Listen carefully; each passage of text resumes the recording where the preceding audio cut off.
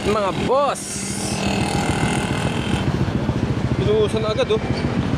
Binuhusan agad oh. Ayan boy. Ito naman si wala sa mga dumi. Sarap pahingan mga bossing. Honda Airblade 160 rear disc brake conversion mga sir. Lagyan mo yan na, banda mo yung mamuputi yan. Lagyan mo lang yung brake. Gusto na ng sabon. Brake mo ito mga sir. Ito bossing o, shout out kay bossing. Testing muna namin, testing. Na, yun na.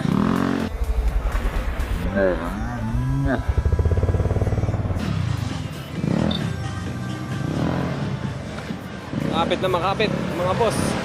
Kapit na makapit. May kiss-kiss na. Ayun mga sir, pagka gusto nyo magpa-disc brake dito sa amin, located kami dito sa may barangay Malaria. Pwede nyo pong i-Waze Brake Motor Shop. Ganda ng tunog ng pipe ni bossing. Ang ganda ng tunog ng pipe.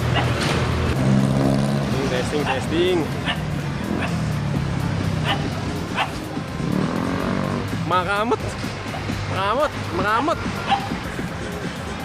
Yung mga sir oh. Airblade 160, kauna-unahang Airblade disc brake conversion na ginawa natin dito sa brake motor shop. Kahit pang emergency, pwede. Sir, testing mo na agad sir. Testing mo sir para mapin mo yung preno. Kahit dyan na sa gilid. Para mapin mo lang sir yung preno.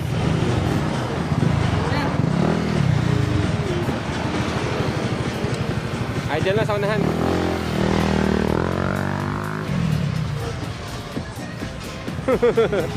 Okay. Ayan, pitik-pitik. Ayan sir, pag nagpreno ka, pitik-pitik na lang. Ay, bossing, okay na sir. All goods. Oh, sa mga sir yung ginawa natin dito, nagpa-isa sa brake master, no? Nunbert natin to. Yan, no? Nunbert natin yan. Para magamit natin yung RCB. So, sa harap wala tayong ginawa. Tayong pinalitan na caliper. Pero dito sa likod, yung set na kinabit natin. Right. Honda Click 160 mga sir. So, shout out kayo sir. Right. Mga bossing, pag gusto nyo magpa-display, alamin natin. Right.